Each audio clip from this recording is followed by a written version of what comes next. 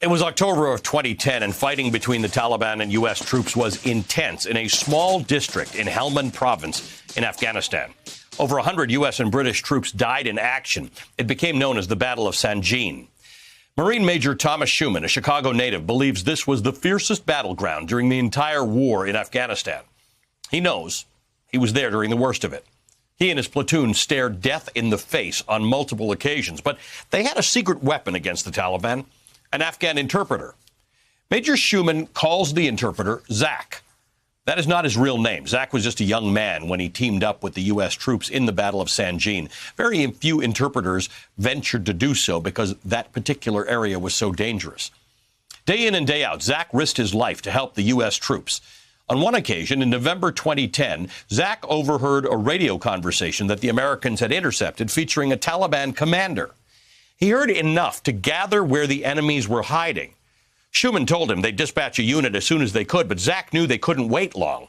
So he crossed the field on his own and tackled the Taliban commander. He saved many lives that day. In another instance, Zach picked up the rifle of a wounded American soldier and assisted U.S. troops in battle. Zach worked for the U.S. Marines for 9 months before going to work for about 2 years with a contractor who provided services to the U.S. Army. Despite all his work, Zach has been denied a visa to come to the U.S. Since the threshold to qualify for a special visa is 2 years of service, the U.S. government wants Zach to verify the time that he worked with that contractor. But the contractor is no longer active. Zach can't find them. Neither can Major Schuman. Zach applied for the visa in 2016. 5 years have now passed with no answer, but he has heard from the Taliban. The group sees Zach as a traitor who protected the Americans. They want him dead. They sent him letters asking him to surrender, to pay a ransom or die. He received the last letter 2 weeks ago. Since then, Zach has been in hiding, and while he awaits official recognition from the U.S., Major Schuman has been helping him in his individual capacity as an active duty Marine who wants to keep his former interpreter alive. He's not the only one who's helping Zach. About 2 months ago, Senator Dick Durbin questioned Secretary of State Antony Blinken specifically about Zach's case. I'm going to send to you an article from the Chicago Sun-Times by a Chicago native Marine Major, Thomas Schuman,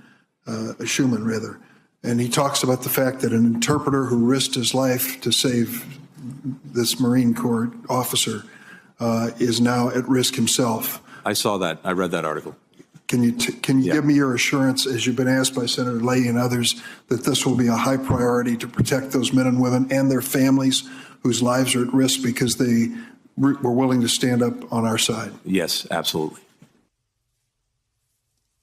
That was June 8th. It's been almost 2 months and still no answer, which sadly means the situation for hundreds of Afghan nationals who fought alongside our troops are currently in limbo now that U.S. forces are departing the country. They don't ask for much, just a U.S. visa for risking their lives in support of the U.S. effort. Joining us now is active Marine Officer Thomas Schuman, founder of the PB Abate Foundation that helps veteran communities across America. He served 2 tours in Afghanistan. Also with us tonight is Zach, who worked as an interpreter for the United States government in Afghanistan. He is awaiting visa approval to come to the United States. Zach is not his real name, but we are protecting his identity and his location for security reasons. Gentlemen, welcome to both of you. Zach, thank you for being here. I would like you to please tell us and tell our viewers what the threat to you is right now. The Taliban knows your phone number. They know things about you. They know where you lived, and they have pretty much made it clear that they will kill you and your family. Thank you, sir. And I appreciate to raise my voice to the world. Yeah, the Taliban knows everything about us because they are looking for the people who has done the work with U.S. forces, and they are looking for them to target them and kill them.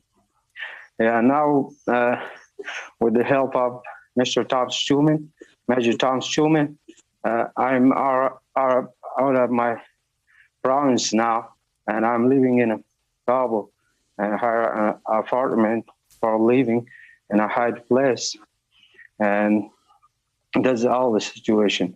And still, the SIU wants me to send out an update HRA recommendation later, but I don't have that, and I don't have contact with my Army, the team which I work with them.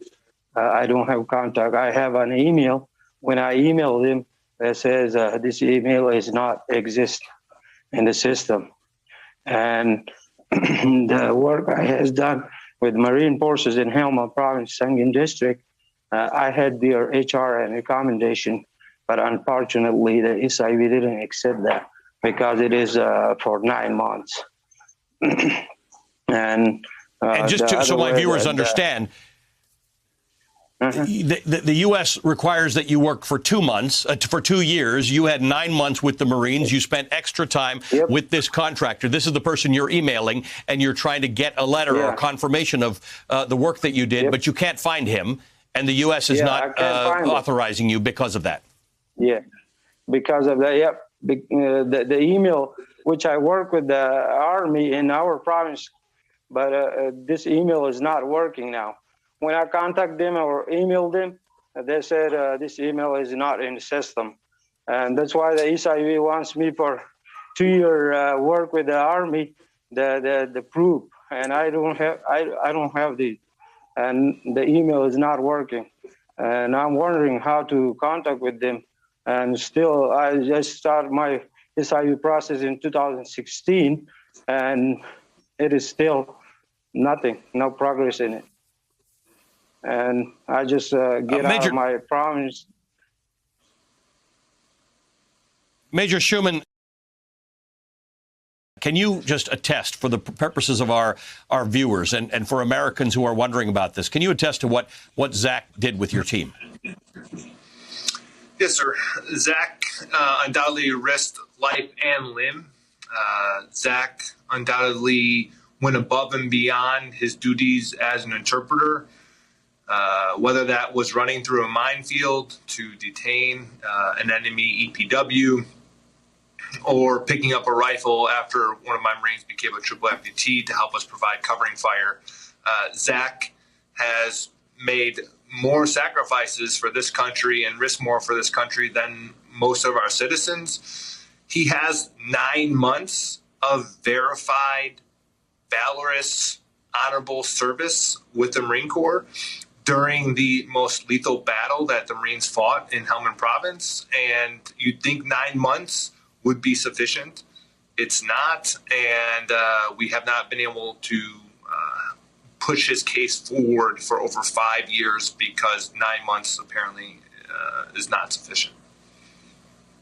And you have advocated for him. Senator Durbin has advocated for him. In fact, in Helmand Province, where you both work together, the Taliban has made great advances there already. There is real danger to these interpreters who are left behind on what sound like technicalities. But for people like Zach, Major Shuman, this is a matter of life and death for him and his family. Absolutely. Helmand right now, the capital, Lashkar Gah, is under attack. My thoughts and prayers are with the soldiers there that are fighting. The province that Zach was in is now completely overran by the Taliban.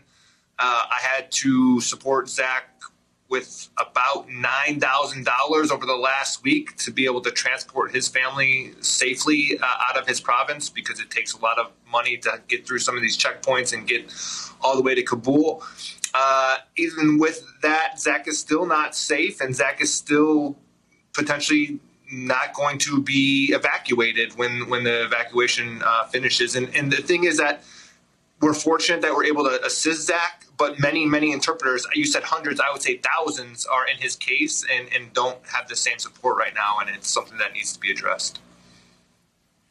Zach, people are curious about this story. They care about these interpreters and others who helped American troops in the area. What message do you have right now for the President of the United States and for Americans about the situation that you and others like you face? I, first of all, said to President Biden, we are respecting you because you're the leader of America. And we were your alliance in the field and the mission of United States. We work for success of the mission of United States. Now is your time, our American friends, our American partners' time to help us and take out of this crisis, because the enemy are looking for the people who work with American and who work for the American mission, and to find them and kill them and kill their family. And now I just ask Mr. President to please help us and rescue our lives and take out of this crisis now. To help us, please. This is my message to Mr. President.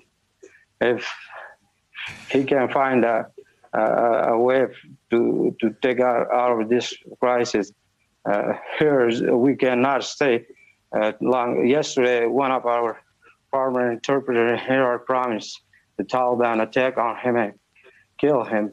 And also in the future, maybe they target us and kill us. When we go out, we cannot go safely.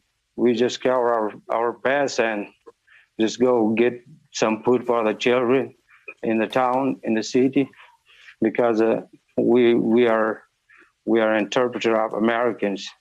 We were working for them, for the American mission, for the success of American mission.